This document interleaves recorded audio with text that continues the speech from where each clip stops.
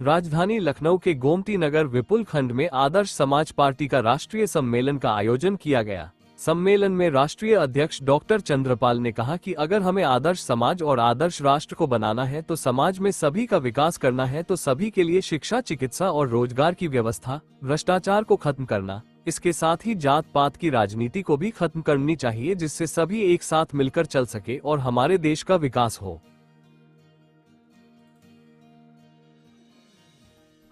तो क्या कुछ करेंगे उसको लेकर और आगे पार्टी की गतिविधियां किस तरह की रहेंगी उसके बारे में?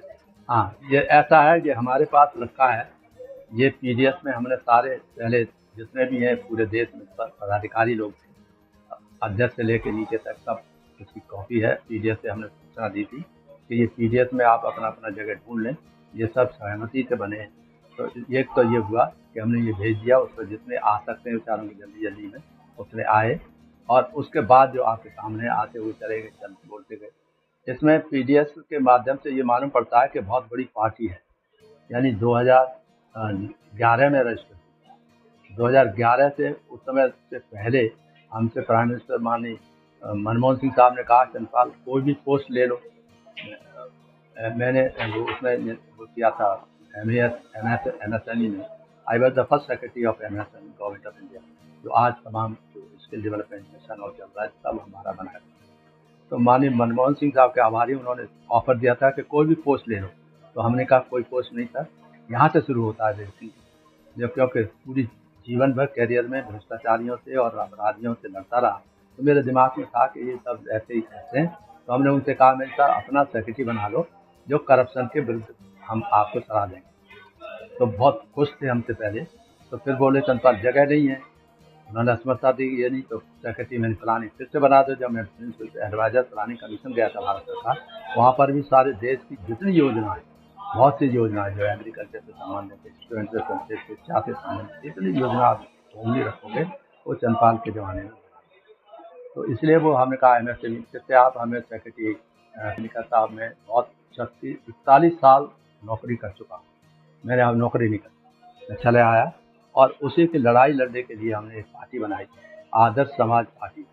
आदर्श समाज पार्टी का मतलब है आदर्श समाज, आदर्श मानव, आदर्श समाज और आदर्श राष्ट्र बनाना, ये मुख्य उद्देश्य है। इसका मतलब आदर्श मानव कैसे बने कि जो व्यभिचारी नहीं हो, जो अपराधी नहीं हो, जो अपराध को आगे नहीं बढ़ाए, जो देश के हित की बात करे, भाईचारा बढ़ाए, सांप्रदायिकता खत्म करो, जातीयता खत्म करो। तो नारा यही होगा मेरी कि जातीयता समाप्त हो। कैसे हो वो हम बताएंगे।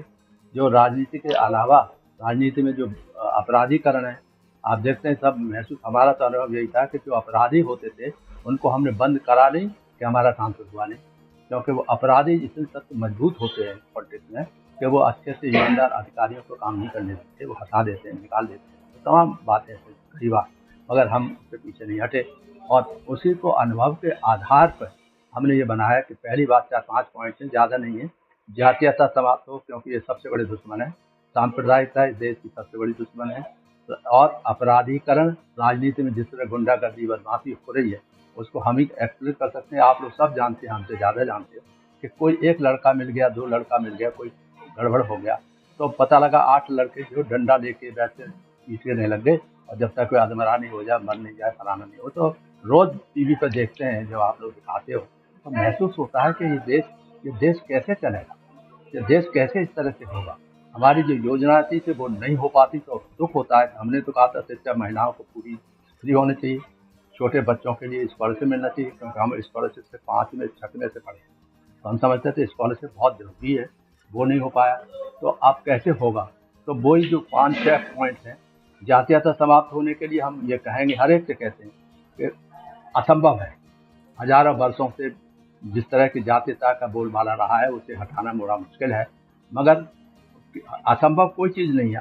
अब हम महसूस करते हैं, हम जैसा आदमी अगर हमको मौका मिला कहीं भी, अब हम इतने साल से सरकार से बाहर हैं, अगर मौका मिला चिल्लाने के अलावा उसको सुन कर पा रहे, मौका मिला तो हम करके दिखाएं। वो कैसे? एक तो यह है कि जातीयता जो है, आपको जो रोग है उसको खत्म करने के लिए क्या करें। कॉन्स्टिट्यूशन के अनुसार 17 आर्टिकल है, ये मेरे फेसबुक पर भी लिखा हुआ है सब कुछ। आर्टिकल 17 के अंतर्गत आप बिल लाइए, उसे प्राइवेट बिल हो कोई प्राइवेट एंट्री करे या जनरल सरकार की तरफ से आए। जातीयता समाप्त करने के लिए एक बिल आया है कि ऑल कास्टिज्म इज हियरबाय एबॉलिश। और कैसे एबॉलिश हो कि आप एक्ट पास करोगे, उस एक्ट के माध्यम से आर्टिकल 17 है, whosoever practices untouchability he will be punished। आजकल SC एक्ट लगा हुआ है। हमने कहा जब ये तक स्थिति आ सकती है, अब तक के सुधार होते ये आ गया, तो ये सिंपल सा है कि एक बिल इंट्रोड्यूस किए जाते हैं। जैसे एक बिल ऐसे भी पास कर दो कि whosoever ask कास्ट, किसी भी कास्ट पूछे तो उसको पनिशमेंट मिलना चाहिए। अगर ये भय भी हो जाए और कुछ लोगों के साथ ये कार्रवाई हो जाए तो धीरे धीरे लोग जैसे अनटचेबिलिटी खत्म हुई। आज हम बताऊँ, पहले ये बता दूँ, बहुत अच्छा है, मुझे भी अच्छा लगता है। मेरा पॉइंट ये है कि राजा महाराजे थे, उनके सरनेम खत्म हो गए। अब आपके पास से कभी जात की बात करें तो whosoever practices caste he will be punished, all surnames are hereby abolished under article 18। तो दोनों चीजें जो हम बता रहे हैं कि जातीयता समाप्त हो, कैसे समाप्त हो, ये भी बता रहे हैं। और मैं तो कहना चाहता हूँ माननीय प्रधानमंत्री से और जितने भी जो हैं जो नेता हैं, सारी पार्टियों के नेता हो सकते हों, चंपाल को सुने और इससे कहें कि नहीं हो सकता तो हम मुझे बताइए। तो हम बताएंगे कि ये जो कानून के अंतर्गत सब काम होता है, कानून के अंतर्गत संविधान के अनुसार देश चलता है, तो कानून के अंतर्गत क्यों नहीं बनाया जा सकता। हम कैसे करते हैं, हर एक बिल लाते हैं, किसान बिल लाते हैं, मजदूर बिल लाते हैं, शिक्षा के लिए बिल लाते हैं, वन नेशन, तो ये भी एक बिल पास करा लीजिए, बिल पास कराइए, तो आप देखोगे कि कितना बड़ा परिवर्तन होगा। अब पूरा सब मजे ही कर जाए। मेरे लिए तो मेरा चाहे हिंदू हो चाहे सिख हो, कोई भी हो, मगर वो वास्तव में जो मास आती है उसको एक आध दो भड़का देता आदमी। मैं गाजियाबाद कलेक्टर रहा हूँ, इसलिए उदाहरण देना चाहता हूँ। मैं बड़ा क्लियरली सारे देश वालों को, सारे नेताओं को बताना चाहता हूँ। मैं जब गया वहाँ पर तो पता लगा उससे पहले दिल्ली में जब मैडम का मर्डर हुआ था, दिल्ली में मर्डर्स हो रहे थे, जलाए जा रहे थे। मैं प्लेन से उतर के गया और सीधा कोतवाली में जाके बैठा और अपने हाथ में कंट्रोल किया कि ये जो हो रहा है गड़बड़ सड़बड़ नहीं, मेरे यहाँ नहीं होगा गाजियाबाद में। और कह दिया कि कर्फ्यू लगाया है, एक भी कोई जनता के सहयोग, जनता व तो पैंडम कि अकेला मैं पहुंच जाता था 20,000 की भीड़ में, नोएडा फलाना सब अंदर थे, तब भी कुछ नहीं होता था। मुझे नेता वेता ने नाम नहीं लेना चाहूँगा। तो उसके बाद जो है उसमें मुझे जब महसूस हुआ कि सारी जनता ट्रांसफर जब हो गया तो सारी जनता ने आकर गाजियाबाद में हाथी पे चढ़ा के बिठा के, और मुझे नसीम जैदी था, वो कलेक्टर बना था बाद में, तो मुझे सहयोग करने हाथी में मैं बैठा हुआ, वो नीचे से अकेला जब चंपाल छान ले तो तुम क्यों नहीं कर सकते इसका। मर्डर नहीं होने दिया, आज भी इज्जत है। क्यों है? क्योंकि मैंने एक को भी आग नहीं लगने दी, बनने नहीं दिया किसी को।